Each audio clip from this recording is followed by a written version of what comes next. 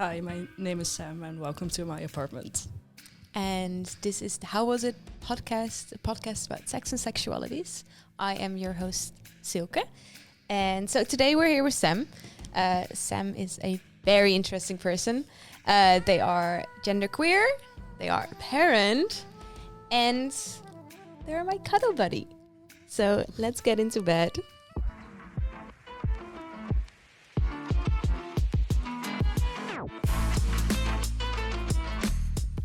Okay, we are in bed now, as usual, because we know each other. We actually know each other through a dating app. But tell me a little bit about yourself and how you identify, what your pronouns are. Who are you? Who are? That's such a wide question, but that's fine. So I'm Sam, and I'm 28, and I'm a genderqueer trans masc person. A whole lot. Yes. And my pronouns are he and they. Yeah. Okay. Yeah, that's So tell me about being genderqueer trans masc. How how did you find out about that label, or like that works for you? so.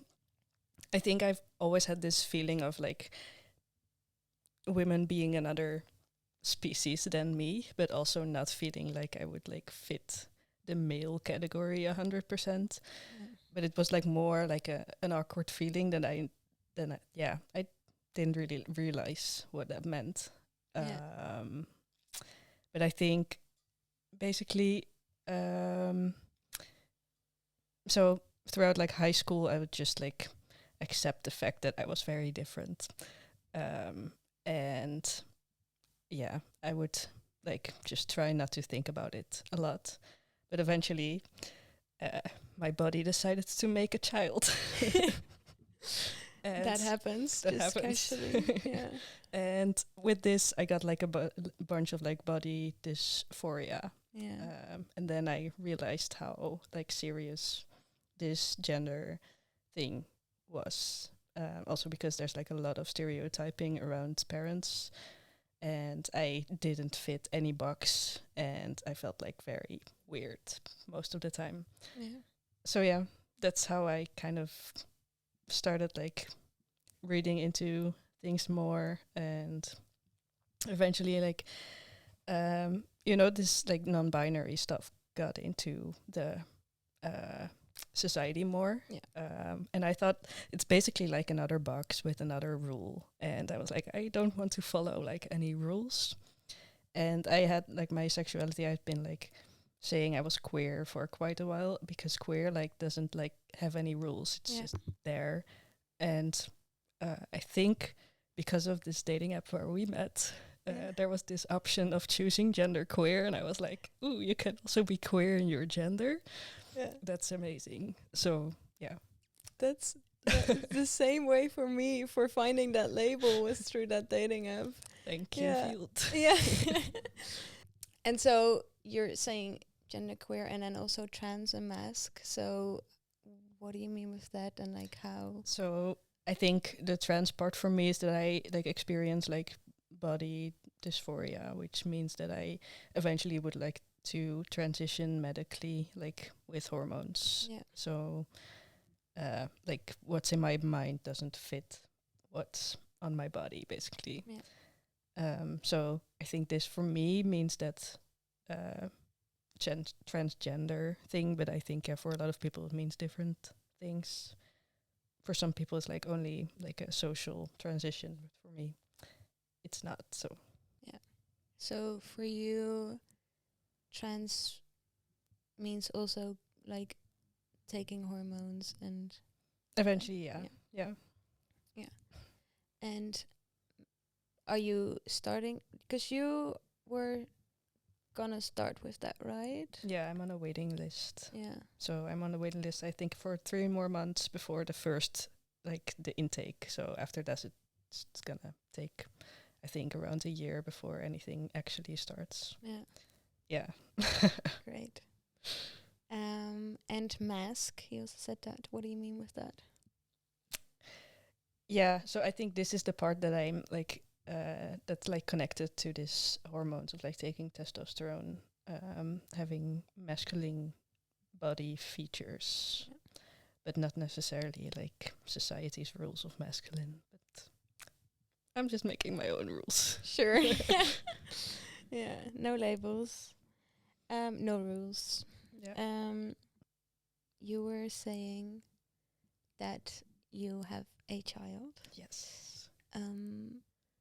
How is that? How is being a parent? It's very interesting. I think especially at my age, which I'm relatively young. I was 24 when I became a parent. Yeah. So my kid is now 4. And I think like apart from this, like it being different than a lot of people in my surroundings, how they are living their lives, it's been a journey, especially with like self-discovery. Like being in like a family situation, like having one partner and raising a kid and, you know, paying the bills, not having a lot of freedom, like in that kind of way. Yeah. To now where I'm like co-parenting my kid and having like 50% of my time as a young person and then 50% of my time as like a parent. Yeah. What do you mean with co-parenting? I know, but so like my child is like with me for half of the time and the other half of the time they're with my ex-partner. Yeah. And you were saying like you have half of the time free time and like half of the time you're a parent. How do you see that contrast? Like, yeah, it's the biggest contrast you can think of.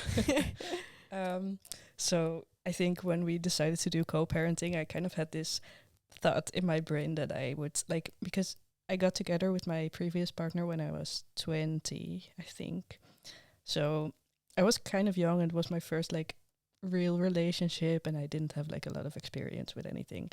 So when we decided to do co-parenting instead of full-time parenting, I was like, maybe I'm gonna use this time to like finally experiment and have like a more free or like wild life when I'm not having a kid, you know? yeah.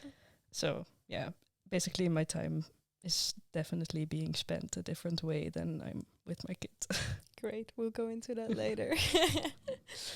But I asked you how is being a parent, but like how is being a parent as a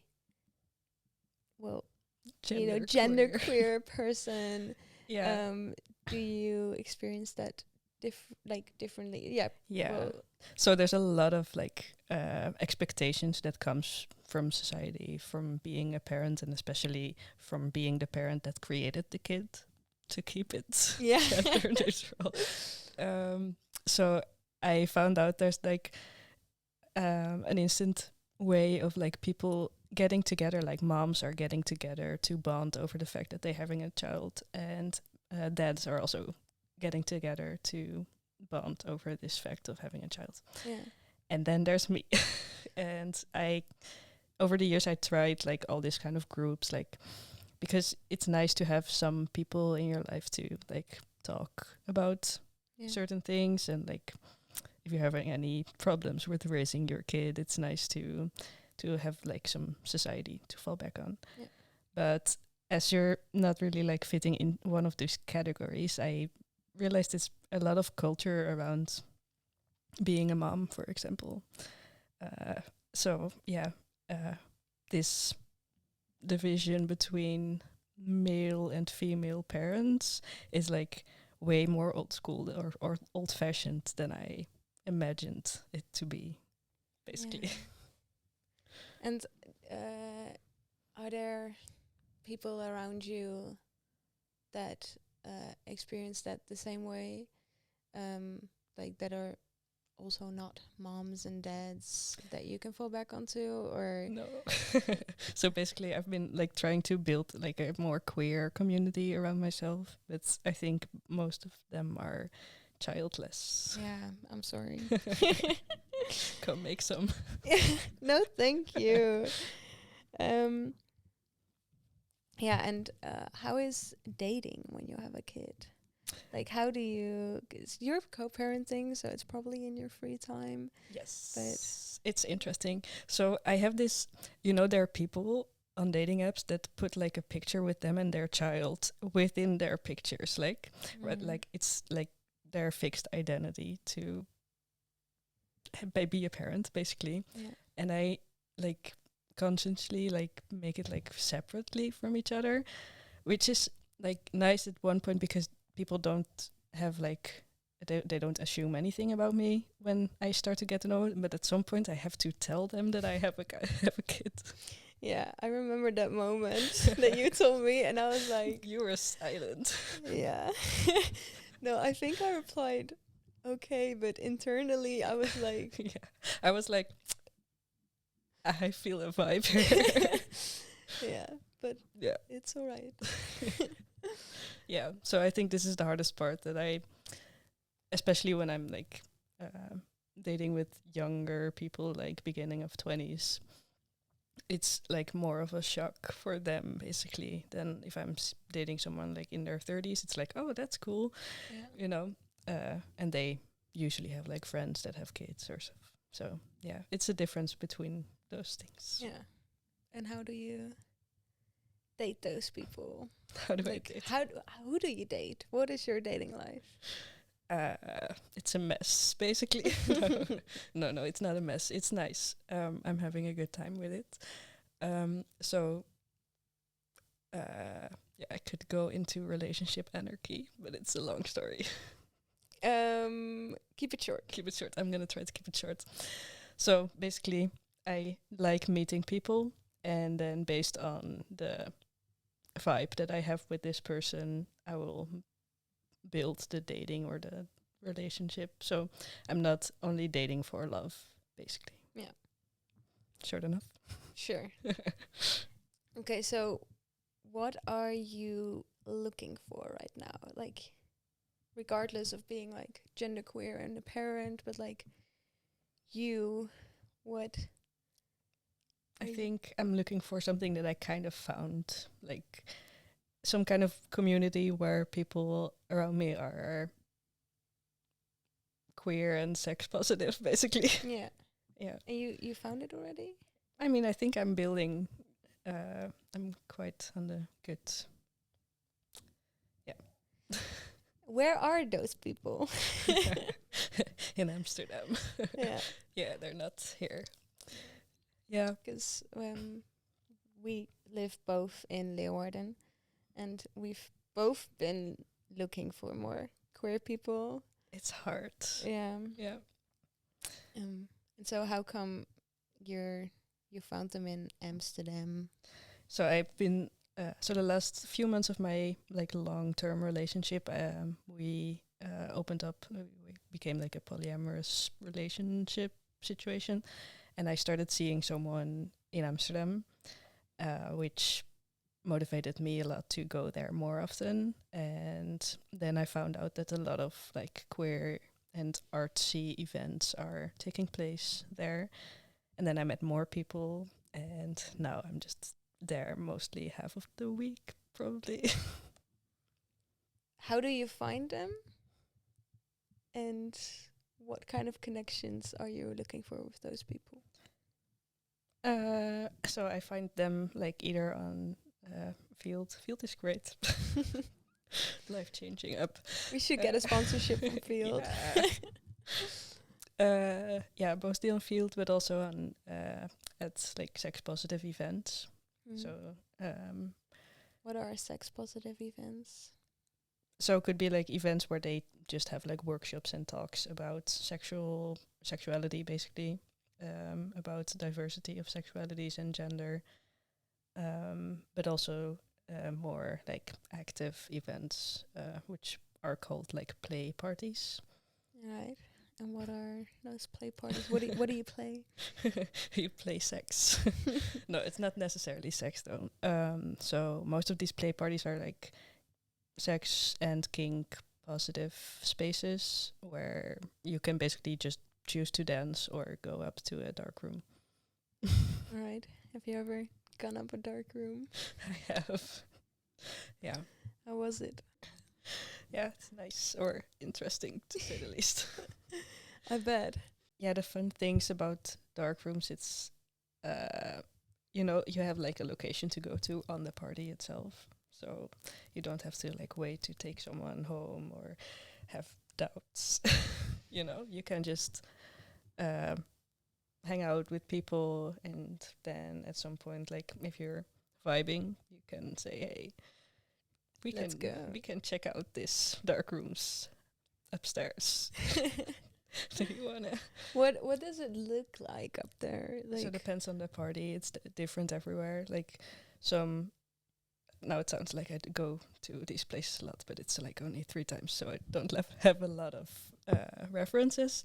But in my experience, like some venues will have like more like closed off cabins where you have like a door that you can lock, whereas others have like a more open space, and then maybe like put on some curtains between mattresses.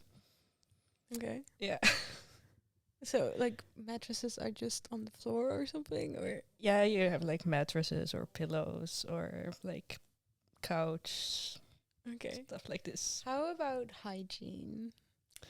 So not all parties are great with this, but there are some that are very like giving, like when like most people arrive to the parties, they will have like a gathering and then tell about like safety rules, where to find like cleaning stuff, gloves, condoms, all that fun stuff. Okay. Yeah. So, but then it's like basically your own responsibility to.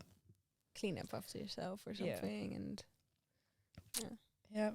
So all right. it's questionable, but that's fine. I mean, so is going into like a student bedroom or something. Yeah. So I heard. Yeah, I am. Yeah. Okay. So I already kind of asked the "how was it" question, but our podcast is called "How Was It?" Mhm. And so I would love to know, how was your last time having sex, and how was it? So my last time was not too long ago. Yeah. So I just had like a date with a non-binary person, and we were just supposed to only have drinks. How'd you meet them? Fields. Yeah. So we just hang out and then got. We just talked. It was like nothing like specifically romantic, but then I asked like, "Hey, should we get another drink?" Or and they were like, "Yeah, or you can just come to my apartment." So I did. And then So we talked a bit about like basically kink kind of stuff, where he wanted to like practice his rope skills, and I was like, "You can practice on me." So yeah, we had a nice night. okay, so what do you mean with like rope? Like, So how do I imagine that? So, you have this specific kind of like Japanese rope art, which is called shibari. Yeah. Which you make like basically pretty knots on bodies, and you doesn't really have to mean that you're like attached to something. Can just be like basically like a piece of clothing to add to like aesthetics. Okay. So that's what he did. Yeah, I just like made like a top, which was cool. Nice. Yeah. So yeah, and then we had like a nice 6 times of fucking in one night. 6 times. Yeah, apparently, or 5 or 6. Yeah. Yeah.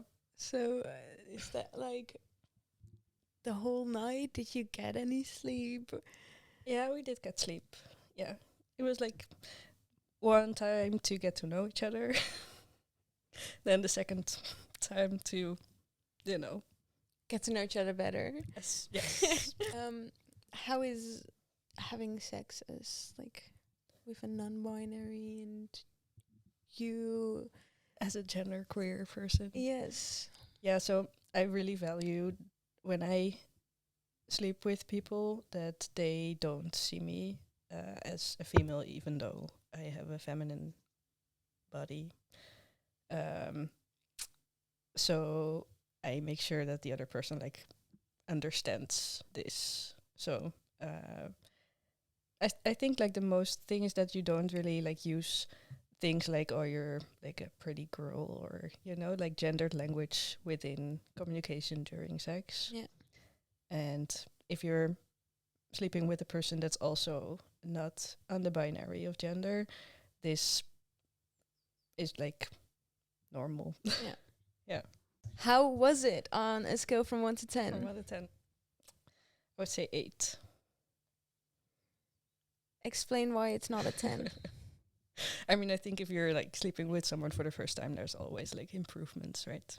Yeah, but you had 5 times to talk about it to improve it. Yeah, but still, like, I think the best sex comes from like seeing a person like very regularly, waiting, like knowing what movements you and the other person like knowing each other's preferences and getting like the hang of it. So there will in these first times there will be like awkward moments where something is not working. Yeah.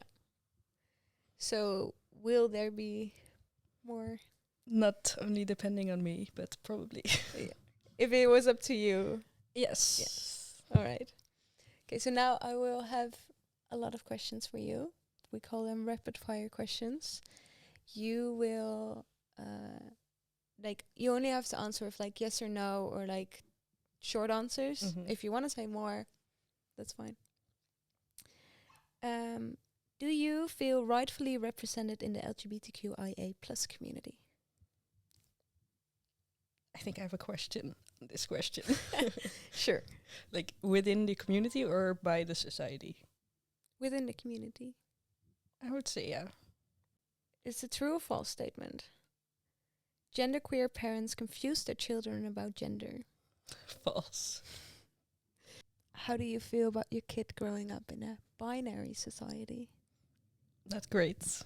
As he gets taught a lot of binary thoughts, which I'm kind of trying to prevent. Yeah. Are you attracted to any gender? Yes. Is there any gender you dislike? I mean, not necessarily. Like, I wouldn't say like every gender has a. But I would say like the most people I dislike would be cis male. Okay. Have you ever had an orgy? No. Would you join mine? Yes. Are you still getting your period? Yes. Does that make you feel uncomfortable? Yes. Do you sometimes still feel like a woman? No. Which bathroom do you take in a public bathroom? I panic. Do you go to any? Like the how is it, the special needs one? Yeah. When there is one. Do you feel like people understand you when you say you're a genderqueer? Here, no. Where would it? Like in bigger cities, there's a bigger chance people would understand it. Yeah. Do you get upset when people misgender you? Depends on who does. Like, I cannot blame people that don't know me, like people in stores and stuff. But when people that I know do it, yeah. How upset? Also depends on how much they misgender me. Scale. I would say like 7, maybe. All right. What is your personal ick about dating people? Personal ick. Ick. You don't know what an No. ick is? Like your Um, cringe. Like, Oh, my cringe. yeah. So as a person that's not monogamous, I would say it's people that let their like nesting partner have rules about what the person that I'm dating with can and cannot do. Yes, I don't think people understand what a nesting partner is. Like But yes. how can I explain in a few words? Like the person that they're, for example, living together, like a primary partner. Yeah, that's Still still, their main partner. Main partner. Yeah. Yeah. Yeah. No, totally agree. All right, that was it. Thank you very much. You're welcome. Let's get out of bed. Yes, it's warm. It's hot in here. It's getting hot in here. Thank you for listening and watching if you were. This was the podcast with Sam. I already knew Sam, but it was great to talk with them about who they are as a person and as a parent. I think it's a great representation actually to talk about being a parent as a genderqueer person. And yeah, if you want to listen to more episodes, you can find us on matters.frl and on Spotify. Don't forget to follow us on Instagram at how_was_it_podcast and slide in our DMs and maybe we can tell you where Sam goes to the play parties. And I will see you next week. Bye.